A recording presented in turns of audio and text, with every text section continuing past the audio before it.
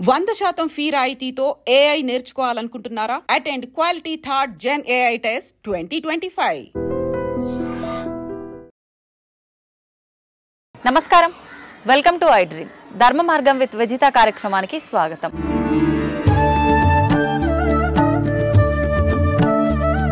ప్రస్తుతం మనతో పాటు ఉన్నారు ప్రముఖ ఆధ్యాత్మికవేత్త, ఋగ్వేద పండితులు, ప్రవచనకర్త శ్రీ సంతోష్ కుమార్ గణపాటి గారు. ఇప్పుడు వారితో మాట్లాడి మరిన్ని విషయాలు తెలుసుకునే ప్రయత్నం చేద్దాం. నమస్కారం గురుగారు. గురుగారు, కుంభమేళా ప్రారంభమైపోయింది మనకి. అయితే ప్రత్యేకించి ఈసారి జరుగుతున్న ఈ కుంభమేళా గురించి పలువురు పలు రకాలుగా మాట్లాడుతున్నారు. ఇది 144 సంవత్సరాల తర్వాత వచ్చిన కుంభమేళా అని చెప్పి, చాలా విశేషమైనదని చెప్పి చెప్తున్నారు. నిజంగా 144 సంవత్సరాల తర్వాతే వచ్చిందంటారు ఈ కుంభమేళా? అసలు ఏంటి? సహజంగా అండి, కుంభమేళా రెండు రకాలండి. గురుగారు, మహాకుంభమేళ, అర్ధ కుంభమేళ అంటారు. దాన్నే అర్ధ కుంభమేళ, పూర్ణ కుంభమేళ అని కూడా అంటారండి. ఈ విధంగా 12 ఏళ్లకు ఒకసారి వస్తుంది. ఏ విధంగా అయితే మనకు పుష్కరాలు 12 ఏళ్లకు ఒకసారి వస్తాయో, అదేవిధంగా కుంభమేళా కూడా 12 సంవత్సరాలకు ఒకసారి వస్తుంది.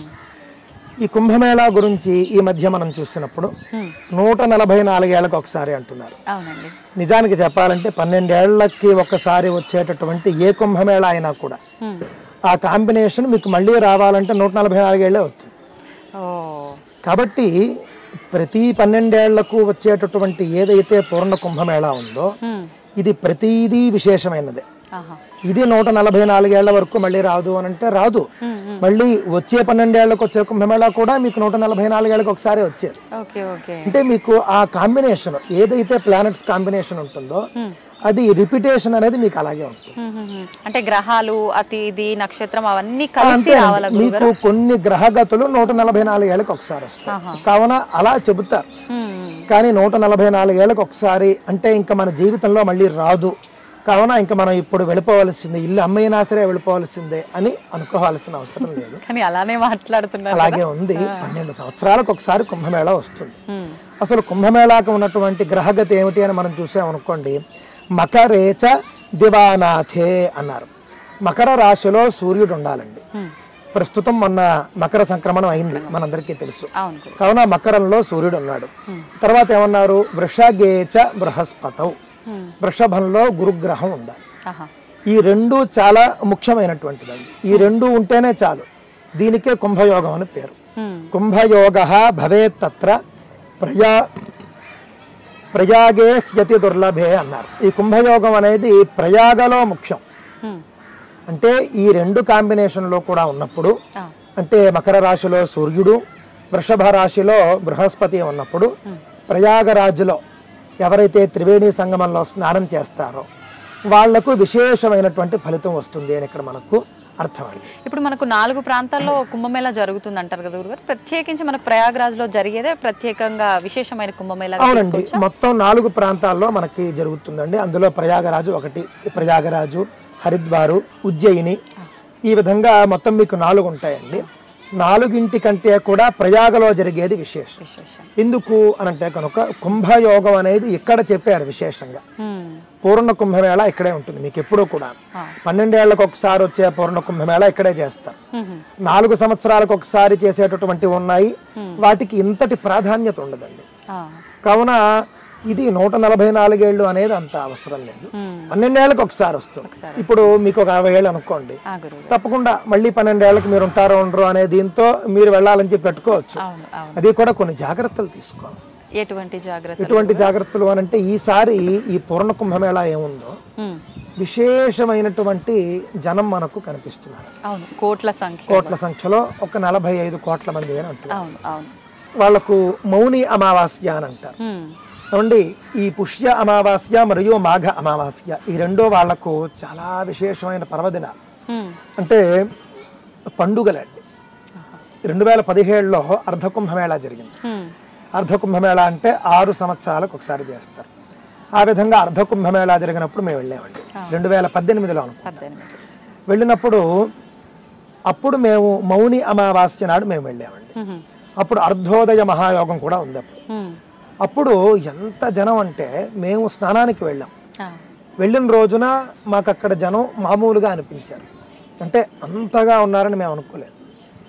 కానీ మేము వచ్చేసిన తర్వాత రోజు పేపర్లో చూస్తే మేము వెళ్ళిన రోజున 5 కోట్ల మంది స్నానం చేశారు. అంటే అక్కడ అడ్మినిస్ట్రేషన్ చాలా అద్భుతంగా ఉంటుంది. ఇది మనం చెప్పుకుని తీరాలి. 15,000 ఘాట్లు ఏర్పాటు చేసినట్లుగా తెలిసి, అంటే స్నానాలు చేయడం కోసం 46 కోట్ల మంది వచ్చేస్తున్నారు. మనం వెళితే ఏమైపోతామో భయపడాల్సిన అవసరం లేదు. అలాగని వెళ్ళకపోతే ఏదో అయిపోతుంది, ఇది అవసరం లేదు. అవకాశం ఉన్న వాళ్ళు తప్పకుండా వెళ్ళండి. కొంచెం నడక ఎక్కువ ఉంటుందండి.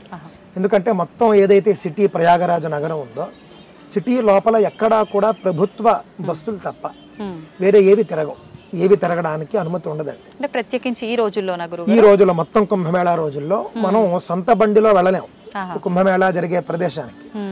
ఊరు అవతల ఎక్కడో మీరు ఎంత సొంత కారులో వెళ్ళినా కూడా పెద్ద పార్కింగ్ ప్లేస్ ఉంటుంది, అక్కడ ఆపేస్తారు. అంటే ఎక్కువగా రద్దీ ఉంటుంది, మళ్ళీ వెహికల్స్ ముందు దాకా అంటే మొత్తం ట్రాఫిక్ జామ్ అయిపోతుంది. అందుకని అద్భుతమైనటువంటి ఒక కిటుకు వీళ్ళు కనుగొన్నారు. చాలా పెద్ద పార్కింగ్ ప్లేస్ ఉంటుంది. అక్కడ మన కార్లు పార్కింగ్ చేసేసుకుని టికెట్ తీసేసుకుని లగేజ్ అంతా కూడా తీసుకుని సిటీ బస్సులు ఉంటాయి, ఎక్కి రావాలి ఊళ్ళో. వచ్చిన తర్వాత ఎక్కడో చోట మీకు అకామిడేషన్ ఎక్కడ దొరికితే అక్కడ 50,000 60,000 టెంట్ హౌస్లు ఏర్పాటు చేశారు. అంటే అకామిడేషన్స్, కుటీరాలు. అది కుంభ కుటీర్ అనో ఏదో వెబ్సైట్ కూడా ఉందండి, కుంభకుటీర్.org. ముందే ఆన్లైన్ లో బుక్ చేసుకోవచ్చు. అందులో కూడా అన్ని గ్రేడ్స్ ఉన్నాయి, చాలా బాగుంది. చాలా చక్కగా ఆర్గనైజ్ చేస్తూ ఉన్నారు. కాకపోతే ఎక్కువ దూరం నడవగలిగే శక్తి ఉన్న వాళ్ళే వెళ్ళాలి. ఇది అందరూ దృష్టిలో పెట్టుకోండి. ఎందుకంటే మొత్తం అక్కడ బస్సు దిగిన తర్వాత కూడా స్నానంకి వెళ్ళి రావడం ఒక 7-8 కిలోమీటర్లు నడవాల్సి ఉంటుంది. ఆ నడక అలవాటు ఉన్న వాళ్ళు వెళ్ళవచ్చు. మరి ఇప్పుడు వయస్సు పైబడిన వాళ్ళు అలాంటి వాళ్ళకి ఏమైనా సౌకర్యాలు ఉంటాయా? అలాంటి వాళ్ళకి పెట్టి ఉంటారండి నాకు తెలిసి. ఏదైనా మరి బ్యాటరీ బళ్ళు అవి పెట్టారేమో, పెట్టకుండా ఉండరు. మేము వెళ్ళినప్పుడు నేను గమనించలేదు, కానీ అలా ఉన్నాయో లేదో ఒకసారి మళ్ళీ మీరు చెక్ చేసుకుని వెళ్ళడం మంచిదండి. కానీ అన్ని రకాలుగా కూడా అక్కడ నిర్వహణ మనం చూసినప్పుడు, మొన్న ఏదో ఒక పోస్ట్ చూశాను, 45 కోట్ల మంది బాత్రూమ్కి వెళితే ఎలా ఉంటుంది అని చెప్పేసి. అంటే మన యొక్క సంస్కృతిని హేళన చేస్తూ మాట్లాడడం ఇవన్నీ కూడా నా కళ్ళారా నేను చూశాను. ప్రతి 100 అడుగులకు కూడా 10 బాత్రూమ్లు ఉంటాయండి. 100 అడుగులకి లైన్గా ఉంటాయి, చాలా నీట్గా ఉంటాయి. ప్రతి 10 నిమిషాలకి ఒక టీం వచ్చి క్లీన్ చేసి వెళుతుంటుంది. ప్రతి 10 నిమిషాలకి అన్ని క్లీన్ అవుతుంటాయి. కావున అసలు మీకు ఒక వాసన కానీ, మనం వెళ్ళలేనటువంటి స్థితి కానీ ఇవేమీ ఉండవు.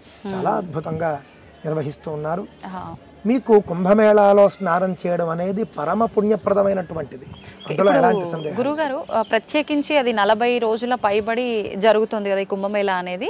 మనకు అంటే సంక్రాంతి నుంచి ప్రారంభమై ఫిబ్రవరి 2వ వారము 3వ వారం వరకు జరుగుతుంది సుమారుగా. మరి ఇన్ని రోజులు జరుగుతుంది అని అంటే అది వాళ్ళు నిర్దేశించబడిన సమయం. అప్పటి వరకు కూడా ఇవి ప్రత్యేకమైన రోజులు అని చెప్పి, మళ్ళీ వీటిల్లోంచి కొన్ని ప్రత్యేకమైన తిథులు తీసుకొని ఇవి ప్రత్యేకమైన స్నానాల కోసము అని చెప్పి అలా ఎందుకు నిర్దేశించారు? అవునండి, నేను మీకు ఇందాక చెప్పాను చూసారా, మాఘ అమావాస్య, పుష్య అమావాస్య, రథ సప్తమి, ఈ విధమైనటువంటివన్నీ కూడా విశేషమైన రోజులు. కుంభమేళాలో మౌని అమావాస్య స్నానానికి ముఖ్యంగా నాగా సాధువులు లక్షల్లో వస్తారు. వాళ్ళకి మౌని అమావాస్య స్నానమే ముఖ్యం అండి. అమావాస్య అందున మౌని అమావాస్య అని చెబుతారు అన్నమాట. అది మనకు పుష్య అమావాస్యకు మౌని అమావాస్య అని పేరు. కావున అలాంటి విశేషమైన రోజుల్లో విశేష స్నానాలు ఉంటాయి. కానీ కుంభమేళా జరిగే అన్ని రోజులు కూడా విశేషమైన రోజులే, కానీ అంతకంటే విశేషమైన రోజులు కూడా ఉన్నాయి. అదే మౌని అమావాస్య వంటి. అలాంటి రోజుల్లో వెళ్ళినా కూడా మనం చక్కగా స్నానం చేసి రావచ్చు. ఏ విధమైన ఇబ్బంది ఉండదు, ఏ విధమైన తొక్కిసలాట్లు ఉండవు, ఏ విధమైన బాధరాబందీ ఉండదు, అంత నీట్గా ఉంటుందండి. గురుగారు, ఇంత పవిత్రమైన రోజుల్లో అంత పవిత్రమైన స్నానం ఆచరిస్తే వాళ్ళకున్న ఇక్కట్లు అవన్నీ తొలగిపోతాయన్న ఉద్దేశంతో వెళ్తున్నారు. భగవంతుడి దగ్గరికి వెళ్తున్నాము, లేదంటే మనకున్నవి తొలగించుకోవడానికి వెళ్తున్నామన్న ఆశతో వెళ్తే రకరకాల మనం చూసాం అగ్ని ప్రమాదం ఏదో జరిగింది అని చెప్పి. భగవంతుడి దగ్గరికి వెళ్తున్నప్పుడు ఇలాంటివి ఎందుకు జరుగుతుంటాయి అంటే అక్కడ మనం అనుకున్నంత పవిత్రత లేదా అని కొంతమంది మూర్ఖంగా మాట్లాడే వాళ్ళు కూడా ఉంటారు. దాని గురించి ఏం చెప్తారు? మొన్న జరిగినటువంటి అగ్ని ప్రమాదం అండి, నేను దాని గురించి కొంత పరిశోధన చేశాను. మన తెలుగు మాధ్యమాల్లో కొంచెం యథేచ్ఛగా రాస్తున్నారు. కానీ నిజానికి ఎక్కడ జరిగింది అని అంటే కనుక ఇస్కాన్ వాళ్ళకు సంబంధించినటువంటి ఒక చిన్న కౌంటర్ వాళ్ళు పెట్టుకున్నారు అన్నమాట. ఆ కౌంటర్లో లోపల ఈ ఫిల్లింగ్ గ్యాస్ స్టవ్లు అని ఉంటాయి. ఆ ఫిల్లింగ్ గ్యాస్ స్టవ్ లో టీ పెట్టే సందర్భంలోనో ఎప్పుడో చిన్నగా అగ్ని అంటుకుంది. ఓ, అంటుకున్నది మొత్తం అక్కడ వాళ్ళ స్టాలే మొత్తం ఆహా. తగలబడిపోయిందండి. ఓకే. కానీ ఒక్క ప్రాణాపాయం కూడా సంభవించలేదు. మ్మ్. ఇది మనం గుర్తుపెట్టుకోవాలి. ఒక్క ప్రాణం కూడా పోలేదు. మ్మ్. పైగా ఇది తెలిసినటువంటి ఈ విధంగా అగ్ని ప్రమాదం జరిగింది అని తెలిసిన 50 నిమిషాల్లో ముఖ్యమంత్రి గారు అక్కడ ఉన్నారు. ఆహా. 50 నిమిషాల్లో పరిస్థితి చక్కబడిపోయింది. మ్మ్. మొత్తం ఫైర్ ఇంజన్లు వచ్చేసి చకచక ఆపేసాయి. Okay okay. కానీ ఆస్తి నష్టం మాత్రం కొంత జరిగింది. జరిగినట్లుగా తెలుస్తోంది. మ్మ్. ఒక వ్యక్తికి కొంత అపస్మారక స్థితిలోకి వెళ్ళినట్లుగా ఆ పొగ వల్ల ఓకే. తెలిసింది. కానీ తర్వాత ఆయన స్థితి కూడా స్థిరంగా ఉన్నది, గురుగారు. ప్రాణాపాయం లేదు అని చెప్పడం జరిగిందండి. ఎంత పెద్ద కార్యక్రమం, నాకు తెలిసి భూగోళంలోనే అతిపెద్ద కార్యక్రమం. మ్మ్. మ్మ్. మీరు గమనిస్తే యునెస్కో గుర్తింపు ఉంది ఈ కుంభమేళాకి. ఆ. ఏంటిది? భూమండలం మీద భూమండలం మీద జరిగేటటువంటి అతిపెద్ద మతపరమైనటువంటి కార్యక్రమం. మ్మ్. దీనికి యునెస్కో గుర్తింపు ఇచ్చింది. Okay okay. అంటే ఏమిటి? ప్రపంచ వారసత్వ గుర్తింపు ఇచ్చినట్టు లెక్క. మ్మ్. మ్మ్. వాళ్ళు అందులో చాలా చెప్పుకున్నారు. ఏ విధమైనటువంటి వివక్ష లేదు అక్కడ. ఏదో సనాతన ధర్మంలో వివక్ష అనుకుంటూ ఉంటారు. పేదవాడు స్నానం చేస్తాడు, సంపన్నుడు స్నానం చేస్తాడు, అధికారి స్నానం చేస్తాడు, మామూలు అందరూ స్నానం చేస్తారు. ఆహా. కేవలం కుంభమేళాల్లో మాత్రమే కనిపించేటటువంటి నాగా సాధువులు కూడా స్నానం చేస్తారు. మ్మ్. ఇప్పుడు అక్కడ వెళ్ళలేని వారు ఎవరైనా వెళ్ళిన వారితో ఆ జలాన్ని తెప్పించుకొని గనక శిరస్సు పైన చల్లుకున్న అంతే పవిత్రంగా ఉంటుందంటారా గురుగారు? అంతే పుణ్యం వస్తుందంటారా?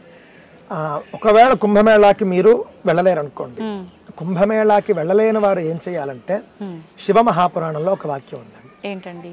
ఏమిటి అని అంటే కనుక విభూతి ధరించడం, రుద్రాక్ష ధరించడం, శివనామాన్ని స్మరించడం, ఈ 3 ఎవరైతే చేస్తారో ఆ వ్యక్తిని దర్శిస్తే త్రివేణి సంగమంలో స్నానం చేసిన ఫలితం వస్తుంది. Okay okay. లేదా నువ్వే ధరించవచ్చు అని అంటే వ్యక్తే ధరించవచ్చు. స్వయంగా విభూతి పెట్టుకుని రుద్రాక్షమాల ధరించి శివనామాన్ని చెప్పచ్చు. త్రివేణి సంగమంలో స్నానం చేసిన ఫలితం వచ్చేస్తుంది. కావున ఈ కుంభమేళా జరుగుతున్న రోజుల్లో వెళ్ళలేని వాళ్ళు అలా కూడా చేయవచ్చు. లేదా వెళ్ళి స్నానం చేసి వచ్చిన వాళ్ళు నీళ్లు తీసుకొచ్చి ప్రోక్షణ చేసినా కూడా కొంత ఫలితం వస్తుంది. ఓకే. కానీ అండి, కుంభమేళాలో స్నానం చేయడం వల్ల కలిగేటటువంటి ఫలం మనం స్కాంద పురాణంలో చూసామనుకోండి. సహస్రం కార్తికేయ స్నానం, స్నానం మాఘే శతాని చ, మాఘే స్నాన శతాని చ, వైశాఖే నర్మదా కోటి, కుంభ స్నానేన తత్ఫలం అన్నారండి. కార్తీక మాసంలో 1000 స్నానాలు చేస్తే ఎంత ఫలమో మనందరికీ తెలుసు. కార్తీక స్నానాలు చాలా విశేషమైనటువంటి ఫలం. అలాగే మాఘే స్నాన శతానిచ అన్నారు. మాఘమాసంలో సముద్ర స్నానం చాలా విశేషం. ఆ విధంగా మాఘమాసంలో 100 సార్లు సముద్ర స్నానం చేసిన ఫలితం. వైశాఖే నర్మదా కోటి, వైశాఖ మాసంలో నర్మదా నదిలో స్నానం చేస్తే విశేష ఫలం. వైశాఖ మాసంలో నర్మదా నది స్నానం 1,000 సార్లు చేస్తే ఎంత ఫలం వస్తుందో కుంభ స్నానేన తత్ఫలం అన్నారు. కుంభమేళాలో స్నానం చేయడం వల్ల అంత ఫలితం వస్తుంది అని మనకు స్కాంద పురాణంలోను, ఉత్తర భారతంలో ప్రఖ్యాతంగా కనిపించేటటువంటి అనేక ప్రామాణిక గ్రంథాల్లోనూ మనకు కనిపిస్తూ ఉన్నదండి. అశ్వమేధ సహస్రాణి వాజపేయ శతాని చ, 1,00,000 ప్రదక్షిణా భూమే. ఎంత బాగా చెప్పారో చూడండి. అశ్వమేధ సహస్రాణి, 1000 సార్లు అశ్వమేధ యాగం చేస్తే ఏ ఫలితం వస్తుందో, వాజపేయ శతాని చ, 100 సార్లు వాజపేయ యాగం చేస్తే ఎంత ఫలితం వస్తుందో.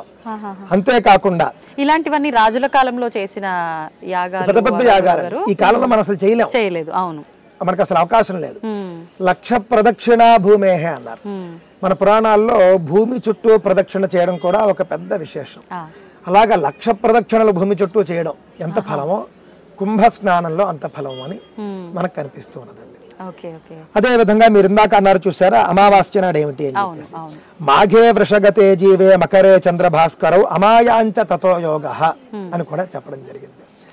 ఈ కుంభమేళాలో మీరు అమావాస్య నాడు చూశారనుకోండి, సూర్యుడు మకరంలో ఉండడము, అదే విధంగా వృషభ రాశిలో బృహస్పతి ఉండడం, మకరంలో సూర్యుడితో పాటు చంద్రుడు ఉండడం కూడా మనకు కనిపిస్తుంది. అందువల్ల అమావాస్య స్నానం మనకు అక్కడ విశేష ఫలంగా మనకు కనిపిస్తూ ఉన్నది. ఈ విధంగా చెప్పుకుంటూ పోతేనండి కుంభమేళా స్నాన ఫలాలు చాలా అత్యధికంగా ఉన్నాయి. కాకపోతే దేన్నైనా సమాన పాళ్ళలో తీసుకోండి. వెళ్ళి చేయకపోతే ఏదో అయిపోతుంది, వెళ్ళి చేయకపోతే ఇంకా మేము అంతా కోల్పోతాం అనుకోకండి. అయితే వెళ్ళే అవకాశం మీకు ఉంది, కానీ మానకండి. నేను ఉన్న చోటే కుంభమేళ అని నిర్లక్ష్యంగానో అలాగే బద్ధకంతోనే ఉండిపోకండి. అవకాశం ఉన్నవారు తప్పక వెళ్ళి చేయండి. ఇలాంటి ఒక చరిత్రాత్మకమైనటువంటి కార్యక్రమం మనం చూడగలిగాము అనేటటువంటి దానికైనా ఒకటి చెబుతానండి మీకు. నేను 45 రోజుల్లో 45 కోట్ల మంది వచ్చి ఒక చోటును సందర్శిస్తున్నారు. ఈ 45 కోట్ల మందికి కావలసినటువంటి ఏర్పాట్లు ప్రభుత్వాలు చేస్తారు. మొత్తం ఖర్చు ప్రభుత్వం ఖర్చు పెడుతూ ఉన్నది 6,000 కోట్లు అండి. మొత్తం ఏర్పాట్ల కానీ అన్ని కలిపి 45 రోజుల పాటు మొత్తం 6,000 కోట్లు ప్రభుత్వం ఖర్చు పెడుతూ ఉన్నది. ప్రభుత్వానికి డైరెక్ట్ గా వస్తూ ఉన్నటువంటి ఆదాయం 35,000 కోట్లు వస్తుందట. ఏమండి, ఇది కాకుండా దగ్గర దగ్గర మీకు 1,50,000 2 లక్షల కోట్లు వ్యాపారం జరుగుతుంది. అంటే కుంభమేళా వల్ల ఎంతమంది కడుపు నిండా అన్నం తింటున్నారు, ఎంతమందికి ఉపాధి లభిస్తుంది. ఎంతసేపు దేవుడు లేడు, ఎంతసేపు ఆచారాలు లేవు, ఎంతసేపు కూడా వీటి వల్ల ఫలితం ఏమిటి అని చెప్పేసి నాస్తికవాదాన్ని లేకపోతే మరొక భావజాలాన్ని మీరు తెగ ప్రచారం చేస్తూ ఉంటారు. నాస్తిక భావజాలంతో మీరు ఎవరికైనా ఉపాధి ఇప్పించగలరా? లేదు. ఇది చెప్పండి. ఇప్పుడు దేవుడు ఉన్నాడా లేడా సరే, ఆ చర్చ వేరే చేద్దాం.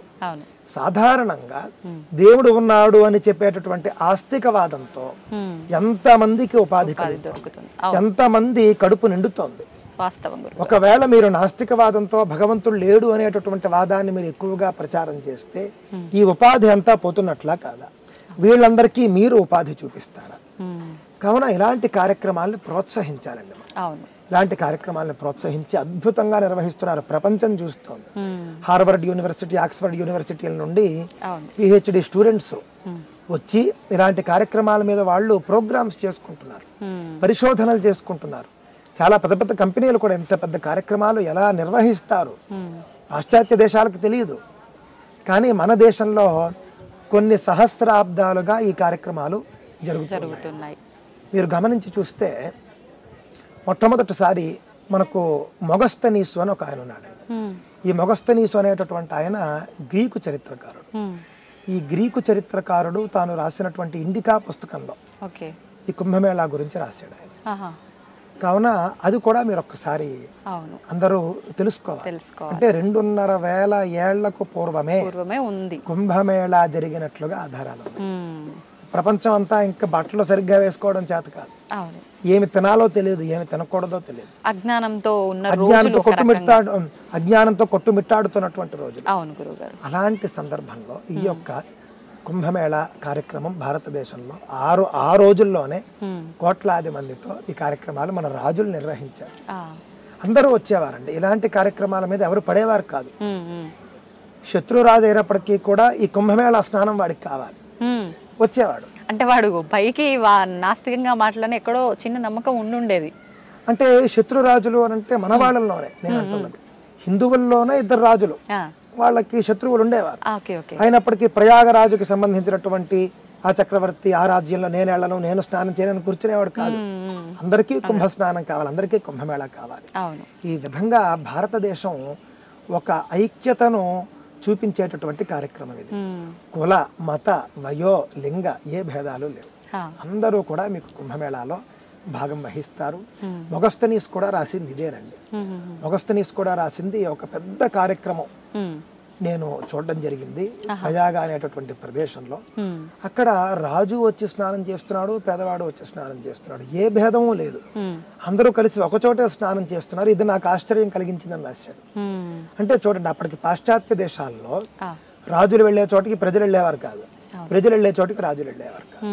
ఈ విధంగా కుంభమేళా అనేది భారతీయ సంస్కృతిని, భారతీయ చరిత్రను ప్రపంచానికి తెలియజేస్తుంది. ఇలాంటి కుంభమేళా మీద అనవసరమైనటువంటి దుష్ప్రచారాలు జరగకూడదండి. ఓకే గురుగారు, కొంతమంది వాళ్ళు మూర్ఖంగా మాట్లాడుతున్నారు అనుకోవాలో, నాస్తికత్వంతో మాట్లాడుతున్నారు అనుకోవాలో తెలియదు, కానీ కుప్పలు కుప్పలుగా ఒకేసారి ఇంతమంది వెళ్ళి స్నానం చేయడం వల్ల అక్కడ ఉన్న వాటర్లో ఎవరు ఏమేం చేస్తున్నారో తెలియదు. వెళ్ళి ఒక మురికి నీళ్ళలో స్నానం చేసిన విధంగా ఉంటుంది. అందరూ ఒకేసారి కట్టగట్టుకొని రావటం వల్ల ఇప్పుడు వెళ్ళడం కన్నా మామూలు రోజుల్లో వెళ్ళడమే ఉత్తమము అని భావించి పక్కన వాళ్ళని కూడా వెళ్ళనీయకుండా చేసే వాళ్ళు కూడా చాలా మంది ఉన్నారు. అలాంటి వాళ్ళకి ఏం చెప్తారు? అజ్ఞానం అండి. ఇప్పుడు ఉదాహరణకి మనందరికీ కొన్ని వ్యాధుల గురించి తెలుసు. డెంగ్యూ, టైఫాయిడ్, ఇలా మీకు కొన్ని రోగాలు ఉన్నాయి. ఇవి వేటి వల్ల వస్తాయంటే డెంగ్యూ దోమలు నిల్వ ఉంచినటువంటి నీటిలో అభివృద్ధి చెందుతాయి. అవునండి. అదేవిధంగా టైఫాయిడ్ జ్వరం కూడా నాకు తెలిసి నిల్వ ఉంచినటువంటి నీటిలోనే దానికి సంబంధించినటువంటి క్రిమి పుడుతుంది.